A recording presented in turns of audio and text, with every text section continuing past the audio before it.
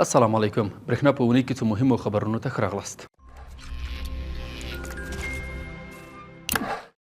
ترکي پانګوالو د هیواد برېښنا سکتور پراختیا کې پانګونې ته لیوالتیا ښودلې. د افغانستان برېښنا شرکت عمومي جوایي رئیس ښاغلي ډاکټر عبدالبري عمر د ترکیې د ټکنالوژیس کمپنۍ له مسؤلینو سره په ناسته کې وویل چې د شفافې حکومتولۍ تر چتر لاندې د برېښنا انرژي تولید ګڼو برخو کې مناسب شرایط برابر شوي دي. په ورته وخت کې د یادې کمپنۍ اساسو د برېښنا تولید، تاسیساتو او ټکنالوژي برخو کې پانګونې ته چمتوالی وښود.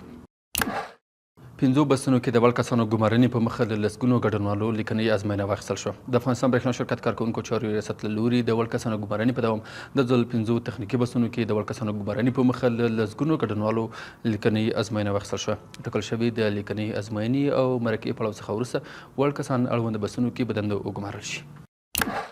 پر شبکې د دوامداره نظارت پایله کې د غیر قانوني نښلونو کچه د پام وړ راکمه شوې. د افغانستان برېښنا شرکت د بېلابېلو ریاستونو کاري ټیمونو له لوري پر شبکې د دوامداره نظارت پایله کې د غیر قانوني نښلونو پیښې د پام وړ کمې شوې دي چې ورسره مل د انرژي ضایعاتو او لویو تخنیکي ستونزو د رامنځته کېدو مخه نیول شوي.